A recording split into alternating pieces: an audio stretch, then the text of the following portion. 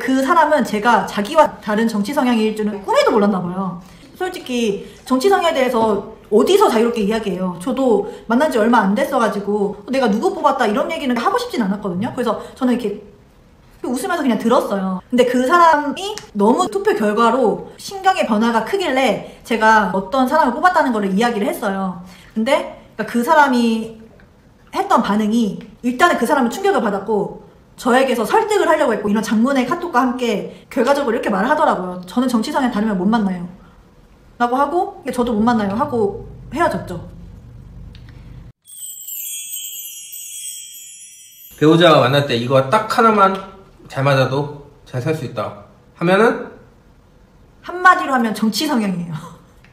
왜죠? 왜 정치죠? 이거에 전제가 있는데 일단은 내가 이 사람을 좋아하고 사랑해야 돼. 좋아하는 마음이 들어. 말도 잘 통해. 근데 저는 딱 이거 하나까지 맞으면은 그 사람은 잘 산다고 생각하거든요. 다른 분들이 이야기하시기로는 이게 가치관이라고 많이 이야기하세요. 근데 가치관 되게 조금 추상적이잖아요. 저는 가치관 잘 맞으면은 뭐 잘 삽니다 이런 이야기도 많이 들었는데 별로 와닿지 않았거든요. 그것보다는 전 더 구체적인 이야기가 정치 성향이라고 생각해요. 그리고 정치 성향이 안 맞으면 이 사람한테 첫눈에 반하고 지금 아무리 좋고 빠지더라도 결국에는 삐걱될 거고 결국에는 파고도 맞을 거라고 생각해요. 아니면 한 명이 흡수되든지.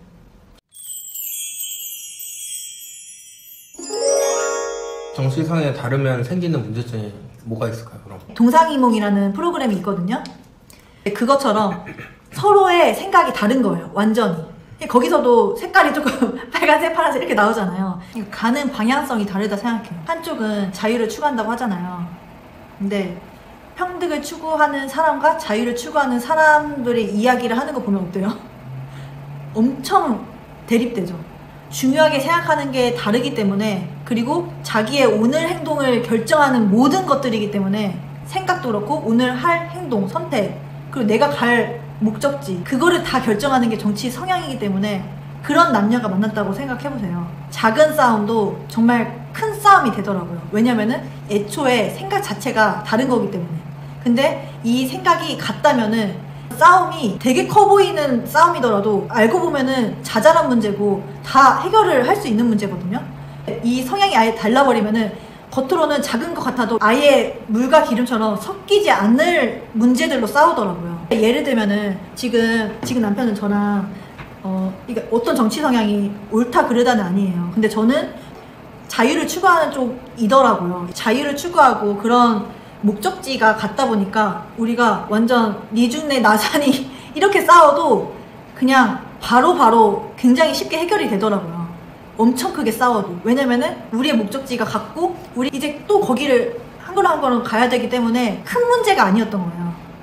그러니까 만약에 예를 들면은 나는 내 집은 하나 꼭 갖고 싶어. 지금 돈은 없지만 대출 받아서라도 몸 하나, 편하게 누울 곳 하나는 꼭 갖고 싶어. 이렇게 계속 주장한다 생각해보세요. 남편은 지금 우리 젊은데 집 하나 갖는 것보다는 그 돈으로 월세를 살고 나머지 돈으로 투자를 한다든지 내가 하는 사업에 좀 더 재투자를 한다든지 이 사업을 점점 더 키워나가고 싶어. 이런 주제로 여자와 남자가 싸운다고 생각해보세요. 이게 쉽게 해결이 될까요? 결국에는 지금 더 성장하려는 사람, 여기서 더 얻고 싶은 사람, 근데 나 지금도 괜찮아, 지금도 행복해라는 사람, 이 엄청나게 큰 가치관이 충돌하는 거거든요. 근데 이거는 자기의 삶의 목적지, 내가 어떻게 살아갈 것인가에 대한 문제라서 이거는 풀릴 수가 없어요. 설득으로 할 수 있는 문제가 아닌 거예요. 그러면은 우리가 같은 차를 타고 강원도 목적지를 찍었는데 강원도라는 목적지가 같다면은 이 남녀가 휴게소를 들리는데 오늘 나는 면을 먹고 싶어. 근데 나는 오늘 커피만 먹고 싶어. 다른 걸 먹어도 큰 문제가 안 되잖아요. 쉬고 갈지 아니면 그냥 갈지. 뭐 쉬었다 가도 되고 그냥 가도 되고 한 명만 양보하면 되는 거거든요. 그리고 2시간 동안 강원도를 운전해서 간다고 생각해보세요. 그때 동안 클래식을 들을지 뭐 틱톡 릴스 팝송을 들을지 여기에서 조금 문제가 생겨. 그럼 1시간은 클래식 듣고 1시간은 틱톡 릴스 팝송 듣고 이렇게 조정이 가능하거든요. 그거 아무 문제가 안 돼요. 왜냐면은 우리가 가고 있는 목적지만 그냥 가는 게 목적이기 때문에. 왜 갑자기 강원도를 찍었어? 부산 가야지. 이런 큰 싸움으로 이어지진 않잖아요.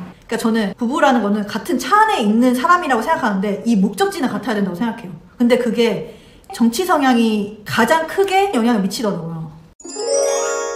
정치 성향이 다른 남자를 만났다가 개고생하신 경험이 있나요? 제가 오랫동안 경험한 건 아니지만 아주 짧고 굵게 인생의 쓴맛을 본 적이 있어요.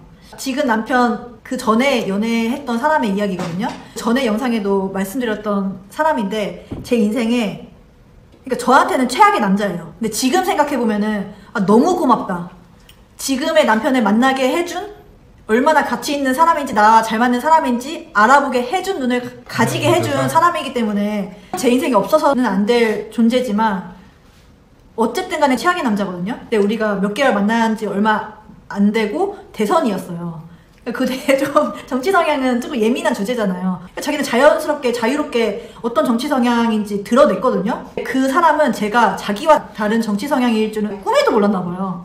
솔직히 정치 성향에 대해서 어디서 자유롭게 이야기해요. 저도 만난 지 얼마 안 됐어가지고 내가 누구 뽑았다 이런 얘기는 하고 싶진 않았거든요. 그래서 저는 이렇게 웃으면서 그냥 들었어요. 근데 그 사람이 너무 투표 결과로 신경의 변화가 크길래 제가 어떤 사람을 뽑았다는 거를 이야기를 했어요. 근데 그 사람이 했던 반응이, 일단은 그 사람은 충격을 받았고 저에게서 설득을 하려고 했고, 이런 장문의 카톡과 함께 결과적으로 이렇게 말을 하더라고요. 저는 정치 성향 다르면 못 만나요 라고 하고, 저도 못 만나요 하고 헤어졌죠. 저는 그 남자친구를 만났을 때 정치 성향이 그렇게 중요한지 몰랐어요. 그리고 헤어짐의 사유가 될 수 있는지도 몰랐어요. 지금 생각해보면은 정말 많이 달랐던 것 같아요. 근데 지금 남편을 만나고 이게 정치 성향이 같으면은 같은 데이트를 해도 이렇게 더 즐거울 수 있구나, 이런 거를 느꼈어요. 정치 성향이 다르면 구체적으로 일상생활에서 어떤 게 좀 부딪힌다고 생각하시나요? 그러니까 뭘 해도 부딪힐 수가 있는 게, 이거는 정치 성향이 아닐 수도 있고 아까 말씀드린 큰 개념의 가치관일 수도 있거든요. 그러니까 당장 오늘이 더 중요한 사람, 그냥 오늘 우리 둘이 행복할 수 있으면은 지금 가진 거에 그냥 만족을 하는 거예요. 그게 한 분야가 있다면은, 두 번째 부류는, 일단 제가 두 번째 부류이거든요. 오늘 행복한 거보다는 지금 좀 내가 그리는 미래가 있어요. 그러니까 지금도 행복하지만 그 미래를 생각하면 더 기쁘기 때문에 거기에 나가기 위한 뭔가를 한단 말이에요. 예를 들면 자기 개발이 그런 거 같은 거죠. 나 지금 이만큼 버는데 더 벌고 싶어. 나 지금 이런 일을 하는데 나중에는 더 대단한 사람들 만나고 싶어. 나 여기에 살지만 더 좋은 곳 가서 살고 싶어. 이런 게 있단 말이에요. 그러니까 이 사람들은 멈추지 않아요. 저도 맨날 바쁘고 맨날 뭔가를 하고 있거든요. 그게 뭔가 헛발질이더라도 그래야 제가 마음이 안심이 되더라고요. 조금 불안한 마음이 있을 수 있어요. 근데 여기 한쪽은 지금 이 사람이랑 나랑 즐거운 게 행복하고, 이 사람이 돈을 더 한 푼 벌러 가는 것보다 나와 같이 더 시간을 보내줬으면 좋겠고, 지금 안정적이니까 괜찮아. 근데 이건 아예 가치관이 다른 거잖아요. 우리 이야기를 한번 해볼까요? 우리는 되게 좀 특수적인 케이스로 어떻게 정치 성향을 알고 만났잖아요. 그리고 어떤 성향인지 이제 알고 만났거든요. 왜냐면 처음에 되게 가까이서 지켜볼 수 있는 환경이 있었잖아요. 직장 동료였기 때문에. 그래서 그런지 엄청 크게 싸우는 일도 별로 없는 것 같고, 크게 싸워도 앙금이 안 남는다고 해야 되나?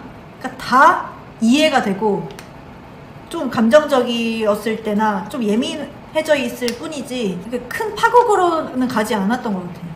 그건 다른 문제 아니야? 그런가? 정치 성향이랑 그런 상관없는 거 같아. 애기는 어떻게 생각해요? 그러니까 우리가 지금 목적지가 같으니까 새벽 3시, 4시 이때 일하고 들어와도 저는 그렇게 화나지가 않은 거예요. 괜찮은 거예요. 왜냐면은 이 사람이 어떤 목적지를 가는지 알고 있고 저도 거기에 탑승해 있으니까 우리는 하나니까, 거기에 또 제가 가는 길에 동의를 하잖아요. 그러면은 이날은 일하다가 뭐 새벽 이때 들어올 수 있지.